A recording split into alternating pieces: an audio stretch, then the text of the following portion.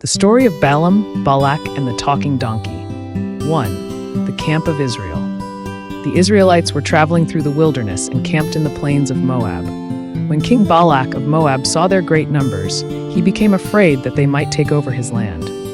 2. Balak's messengers to Balaam. Balak sent his messengers to the prophet Balaam, asking him to come and curse Israel. The messengers brought gifts and rewards with them. 3. God's response. Balaam prayed to God to ask what he should do. God clearly said, "Do not go with them and do not curse Israel, for they are blessed." 4. More messengers and temptation. Balak sent even more important officials with greater gifts. Tempted by greed, Balaam agreed to go with them. But God warned him that he must speak only what God tells him. 5. The journey on the donkey. Balaam set out on his donkey to go meet Balak. On the way, the angel of the Lord stood in his path with a sword.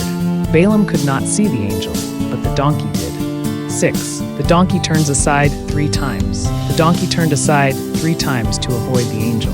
Each time, Balaam became angry and struck the donkey with his staff. 7. The donkey speaks. Then God opened the donkey's mouth, and it said, "What have I done to you that you have struck me these 3 times?" Balaam was astonished and began arguing with his donkey. 8. The angel revealed. God opened Balaam's eyes, and he saw the angel of the Lord standing with a sword. The angel said, "If your donkey had not turned aside, I would have killed you." 9. Balaam repents. Balaam admitted his sin and promised that he would only speak what God commanded. 10. Blessing. Instead of cursing, finally, when Balaam stood before Balak, instead of cursing Israel, he blessed them. Balak grew angry, but Balaam said, "I can only speak the words that God puts in my mouth." Central message.